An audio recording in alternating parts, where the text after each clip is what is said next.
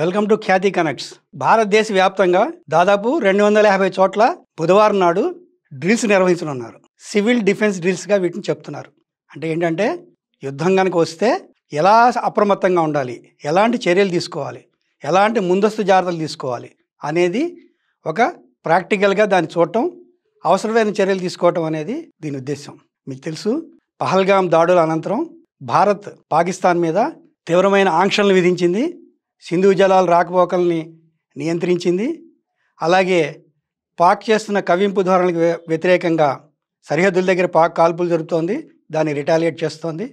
అలాగే air shows నిర్వహిస్తోంది పాకిస్తాను, దానికి ప్రతిగా భారత్ కూడా చేస్తోంది. పాక్ని కట్టడి చేయడానికి అన్ని రకాలుగా ప్రయత్నిస్తోంది. ఈ నేపథ్యంలో దేశవ్యాప్తంగా ఒక వాతావరణాన్ని అంటే అప్రమత్తతను సూచించడానికి వీలుగా ఈ డ్రిల్స్ నిర్వహించాలని భారత హోంమంత్రిత్వ శాఖ అన్ని రాష్ట్రాలని, కేంద్రపాలిత ప్రాంతాలని ఆదేశించింది. దీనికి సంబంధించిన ఏర్పాట్లు ఆల్రెడీ ప్రారంభమయ్యాయి. ఈ సందర్భంగా దాదాపు 250 ప్రాంతాల్లో ఇవి జరుగుతాయి, సివిల్ డిఫెన్స్ డ్రిల్స్ జరుగుతాయని ప్రభుత్వం ప్రకటించింది. ఎక్కడెక్కడ జరుగుతాయి అంటే ఏంటంటే, మామూలుగా అంతర్జాతీయ సరిహద్దు ప్రాంతాలు చాలా తీవ్రమైన వాటిగా పరిగణిస్తారు. అంటే ఎక్కువ ముప్పు ఉంటుందన్నమాట. ఒకవేళ పాకిస్తాన్ కనుక మనకి దాడులు చేస్తే, పాకిస్తాన్ భారత్కి సరిహద్దుగా ఉన్న రాష్ట్రాలు, అంటే అది పంజాబ్ కావచ్చు, రాజస్థాన్ కావచ్చు, గుజరాత్ కావచ్చు, ఇతర ప్రాంతాలు కావచ్చు, ఇవి అత్యంత కీలకమైన ప్రాంతాలుగా ప్రభుత్వం భావిస్తోంది. అలాగే మన అణు విద్యుత్ కేంద్రాలు, డిఫెన్స్కి సంబంధించిన, రక్షణకు సంబంధించిన, ఉత్పత్తి సంబంధించిన DRDO సంస్థలు, ఇతర కీలకమైన వాటిని ఒకటిగా పరిగణిస్తారు. అలాగే తీర ప్రాంతాలను ఒకటిగా పరిగణిస్తారు. అంటే అత్యంత తీవ్రమైన ప్రాంతాల్లో ఢిల్లీ ఒకటి ఉంది. అలాగే తారాపూర్ అణు విద్యుత్ కేంద్రాన్ని కీలకమైన ప్రాంతంగా గుర్తించారు. ఇది ఏ కేటగిరీలోకి వస్తుంది. బి కేటగిరీలో మన తెలుగు రాష్ట్రాలకు సంబంధించిన హైదరాబాదు, విశాఖపట్నం ఉన్నాయి. ఇక మిగతావన్నీ సి కేటగిరీ. అంటే దేశంలో 253 వరకు ఉంటే అందులో ఎక్కువ భాగం బి కేటగిరీలో ఉన్నాయి.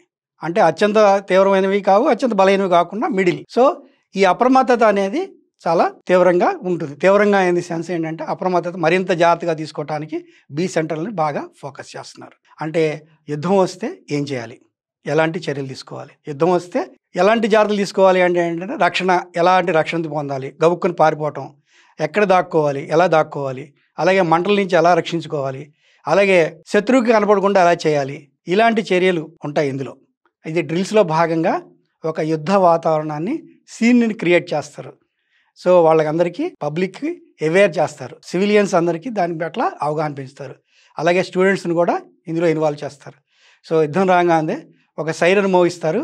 ఆ సైరన్ మోగగానే ఇళ్లల్లో లైట్లన్నీ తీసేసి వాళ్ళకి ఎలాంటి పరిస్థితి, ఎక్కడే ఏమి జరుగుతుందో తెలియకుండా ఉండే ఏర్పాటు చేయడం ఒకటి. అలాగే ఎక్కడెక్కడో వాళ్ళకి దాకుండా వాళ్ళ ఆయుధాల బారిన పడకుండా తమకు తాము రక్షణ కల్పించుకోవడం ఒకటి. మంటలు లాంటివి ఉన్నప్పుడు వాటి నుంచి బయటపడటం, ఇలాంటి వాటిని అవగాహన కల్పిస్తున్నారు. అలాగే దీనికి సంబంధించిన ఎన్ఎస్ఎస్, తర్వాత ఎయిర్ ఫోర్సు, డిఫెన్స్ సంబంధించిన ఇతర విభాగాలన్నీ ఇందులో భాగస్వాములు అవుతున్నాయి. దేశవ్యాప్తంగా మేము యుద్ధానికి సిద్ధంగా ఉన్నాము అన్న భావన క్రియేట్ చేయడానికి ఈ డ్రిల్స్ని ప్రధానంగా ఉద్దేశించారు. పహల్గామ్ దాడుల తర్వాత భారత ప్రభుత్వం అప్రమత్తమైంది. ఈ రోజు కూడా national security adviser Ajit Doval మోడీని కలిశారు.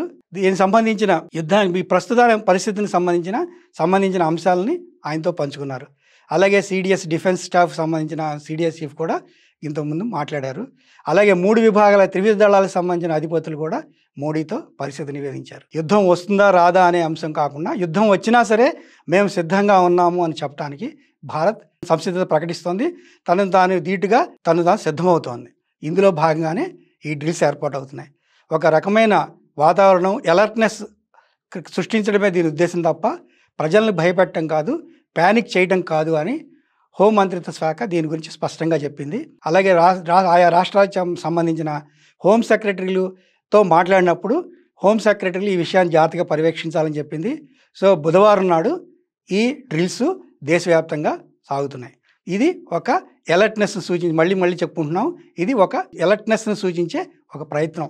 మేము సిద్ధంగా ఉన్నామని చెప్పడం, ఆయుధాలు సిద్ధం చేసుకోవటం, ఆయుధాలని తగినట్టుగా మార్చుకోవడంతో పాటు, సిబ్బందిని సిద్ధం చేసుకోవడంతో పాటు ప్రజలను కూడా అప్రమత్తం చేయటం అనేది దీని ఉద్దేశం. దీనికి సంబంధించిన మరిన్ని వివరాలని మనం రాబోయే వీడియోల్లో మాట్లాడుకుందాం. Thank you very much.